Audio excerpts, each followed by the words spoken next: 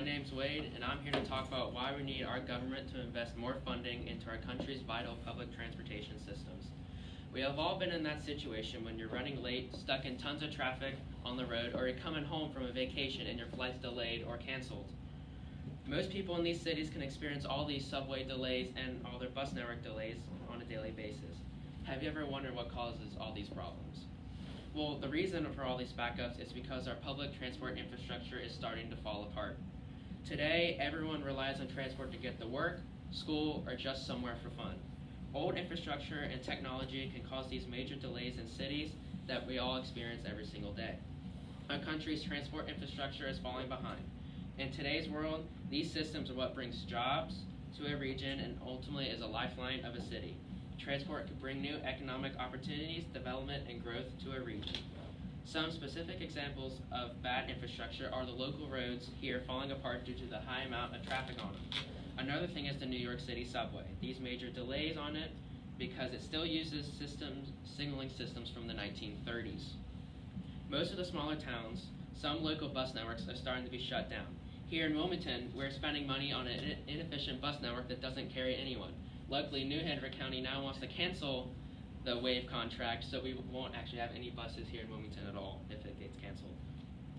And some of the larger areas don't even have good transportation. Dallas-Fort Worth area is humongous and doesn't even have a metro system.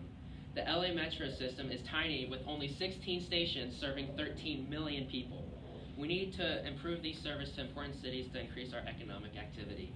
On the larger scale, Amtrak isn't doing well either. Rundown stations and track that can't support high speeds are some of the problems. Other problems that long-distance trains are infrequent and depart at really weird times like 2 a.m. in the morning, and canceled and delayed services are 57% of the time. These trains are super important to our country as a lower-cost alternative for national transportation. The reason for the delays is Amtrak actually doesn't own all the track, it's all the freight companies do, so that means the freight trains are really slow, have priority over Amtrak trains. The alternative is the plane. But the main issue with airports is it only serves large areas, cutting off regional areas. Airlines are private and only operate money-making services. Airports are mostly government-run and are overcrowded and outdated. The last new airport was built over 25 years ago, which means that the airport infrastructure is at the end of its lifespan. If we do nothing, then the delays are just going to get worse, and we'll lose on economic opportunities.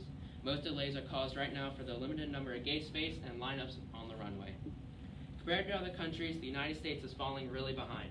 We rank 13th in the overall average of infrastructure compared to economic competitors like the Singapore and Hong Kong. A country like us deserves the top-of-the-line transport system. Finally, after years of neglect, there's one state that's taking initiative. New York is investing over $150 billion to improve everything, from airports to railways and bus networks to highways. In the city, the subway signal and track system is being updated to communication-based train control, a new signaling system. This system is super efficient as all the trains, signals, and switches are controlled by one computer. This is used for easy monitoring and control of an entire line. Using this system increases the reliability and frequency of trains, which means more people can fit in it, reducing delays. Reducing delays will help boost jobs and increase the quality of life in the city. The CVTC signaling upgrade should cost around $19 billion. Next, LaGuardia International Airport is being renovated and rebuilt. LaGuardia was built only to serve 8 million passengers. It now serves 13 million passengers. Lots of overcrowding causes so many delays. It's so bad, former Vice President Joe Biden compared it to a third world country. Now they are rebuilding the airport from scratch with a new state-of-the-art technology to reduce gate delays. Reducing these gate delays would increase the passenger throughput, increasing economic activity to a region. The new terminal will be able to handle millions of more people per year. New York is also improving their tolling system for roads into Manhattan. These systems will be automated, reducing wait times at the toll booth and increasing ease of using these systems, encouraging more people to use them.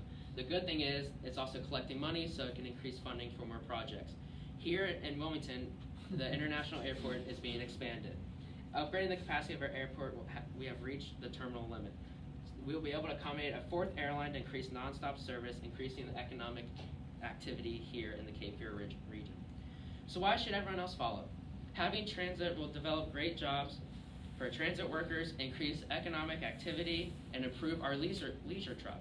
As more travelers can go new places, increase reliability and ease, we can generate more economic opportunities. Transit brings new businesses to areas, improving the way of life for us. With the improvement of transport, traveling will be easier than ever with little hassle waiting in lines and dealing with transit delays. Bringing new systems and fixing old ones will allow us to be one step ahead of all the other countries.